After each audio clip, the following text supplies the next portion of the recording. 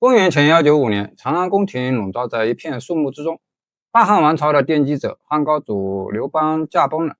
灵柩尚未下葬，宫墙内外却早已暗流汹涌。谁能掌握这座庞大帝国的命脉？这个时候，一个女人的名字即将深深刻入历史，她便是汉高祖的皇后吕雉。后世称她为吕后，她的权谋、她的冷酷、她的果敢，都将在接下来的15年里，把大汉朝廷变成一座血与火的炼狱。公元前195年，汉高祖刘邦驾崩之后，年仅17岁的太子刘盈登基，称汉惠帝。惠帝年龄尚小，没有治国经验，而且性格温和，做事不够决断，因此国家政权全部掌握在吕后手中。吕后大权在握，第一个要做的事情就是把所有可能给自己和汉惠帝造成影响的人杀掉。高祖刘邦生前很宠幸戚夫人，戚夫人生了一个儿子，名叫如意，被封为赵王。戚夫人多次请求刘邦立赵王如意为太子。刘邦很疼爱这个儿子，他想了很多办法，打算废掉刘盈，都被大臣和吕后劝阻下来。后来吕后干脆找来334号给太子做伴读，这才断了刘邦想废太子的念头。吕后恨死了戚夫人和如意，可是高祖在世时处处保护他们，他找不到下手的机会。现在高祖驾崩了，戚夫人和如意就像砧板上的鱼肉，随时都可能丧命。吕后先是把戚夫人双手双脚砍掉，逼她喝下毒药，让她永远也说不了话，然后用烟熏瞎了戚夫人的眼睛，把她丢在茅厕里。可怜的戚夫人就这样成了人质。惠帝还不知道戚夫人变得如此悲惨，他只知道自己的母亲想杀死赵王如意，于是他把如意接到自己的宫中生活，一步也不离开。吕后几次下手都没有成功，后来惠帝外出打猎，如意在宫中睡觉，吕后连忙派人毒死了如意。惠帝回来发现赵王已经死了，悲伤的大哭起来。吕后恨他不争气，骂他妇人之仁，还把惠帝带到茅厕去看望戚夫人。汉惠帝被眼前的惨状吓呆了，他颤抖着哭诉母亲太绝情，并说这种残忍的事情不是人干得出来的。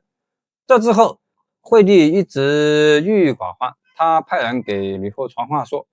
我比不上先皇，也比不上母后，根本管理不了天下事务，国家就交给母后打理吧。自此，汉惠帝常年待在后宫之中，饮酒作乐，国家实权全部掌握在吕后手中。公元前188年8月，汉惠帝刘盈忧郁而死，惠帝和皇后没有孩子。为了稳定朝局，让大臣们安心，吕后就让惠帝的皇后假装已经怀孕了，等到时机成熟后，吕后从别处抱来一个婴儿，说这是汉惠帝的儿子。为了不让孩子的母亲以后把事情败露出去，她派人杀死了孩子的母亲。接着，吕后便给这个婴儿取名为刘公，立为皇帝，即前少帝。从此以后，吕后冠冕堂皇地坐在朝廷上辅佐皇帝，这是中国历史记载的第一位临朝专政的皇后。渐渐长大的少帝刘公不经意间得知自己的亲生母亲另有其人，而且还被皇太后杀死了。年轻气盛的少帝愤怒地表示，总有一天会杀死吕后，替自己母亲报仇。少帝没有想到，身边的侍臣都是皇太后的眼线，在他说出复仇的话不久，吕后就知道了。为了杜绝后患，吕后残忍地杀害了年幼的少帝，随后又找了一个名为刘弘的孩子立为皇帝，即后少帝。国家的政权依旧掌握在吕后手中，他更加肆无忌惮地按照自己的想法做事，每个人都害怕他。吕后做事阴狠毒辣，但也聪明果断，拥有政治家的风范。有一次，匈奴木都单于得知汉高祖刘邦去世了，就写信给吕后说：如今你孤身一人，我也孤身一人，不如我们凑在一块儿过吧，相互弥补，两全其美。这是再好不过的事情了。吕后看完后勃然大怒，冲动之间就想发兵攻打匈奴，还是季布出言劝阻了他。季布提议吕后也给木都单于写一封信，就说：我年事已高，不再像以从前那么漂亮了，头发和牙齿也脱落了大半，堵路也不利索了，经不起长途跋涉。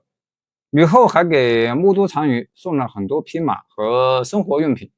木都单于一看，知道自己做的不对，不禁赞叹吕后聪慧睿智，还派遣使者去汉朝赔礼道歉。吕后掌握朝政时，为了加强自己的统治能力，先是重用心腹沈一基，拉拢一些人为自己消灭，接着逐一铲除在政治上和自己意见相对的人，以及先皇册封的诸侯王，夺取他们的封地，还残忍地杀害了高祖的2个儿子赵王刘友和梁王刘辉。吕后一心想册封吕家人，又害怕大臣们会反对，因高祖临终前和众位大臣白马为盟，坚决只拥护刘家子孙，而且还规定没有功绩的人也不能封王。吕后想来想去，觉得应该先探探大臣的口风，于是他在朝堂上提出了自己的想法。右丞相王林坚决不同意这种做法，他认为高祖有言在先，除刘家人之外再不封王。这些话当然不合吕后心思。王林见吕后气恼的样子，只能叹息地摇摇头。随后吕后便撤了王林右丞相的职位。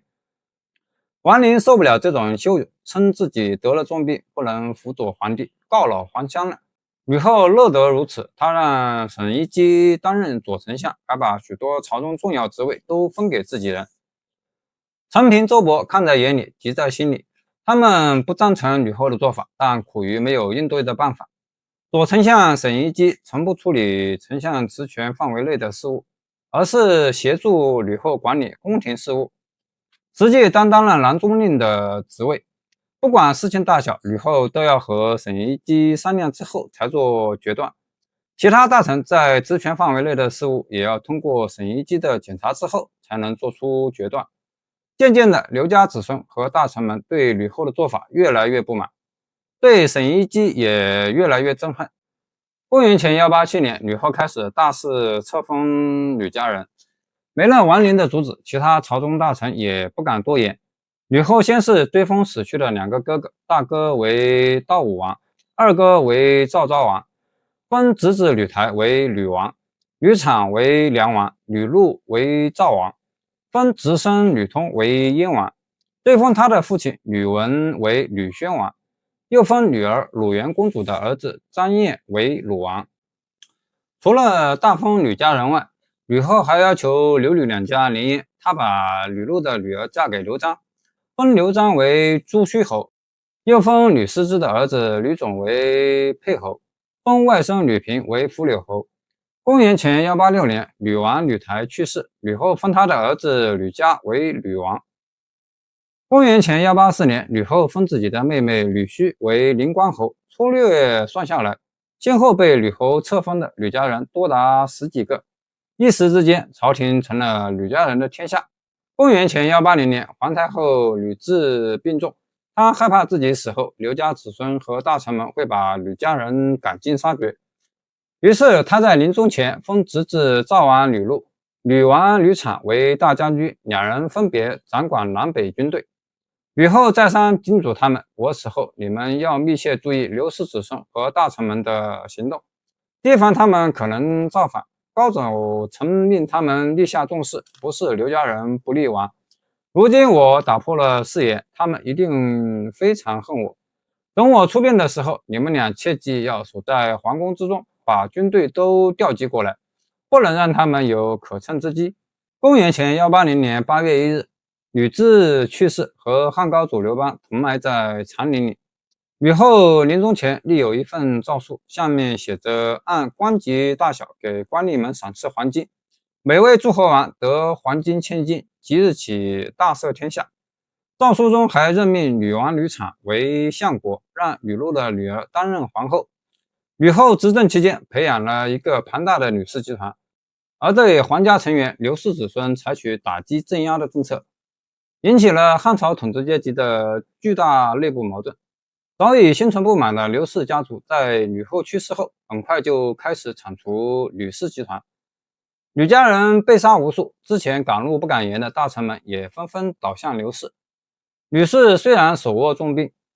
无奈刘氏起兵有礼，加上孤立无援，很快就一败涂地。齐王刘襄首先发起反抗，他带领几位刘姓诸侯王联合陈平、周勃一起打压吕氏集团。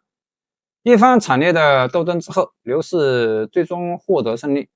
吕家人几乎被赶尽杀绝。这样的结果是吕后在有生之年绝对想不到的。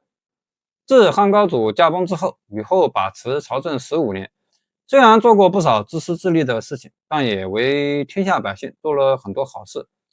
他主张约法审禁、休养生息，给予优秀勤劳的农民减免税收的奖励，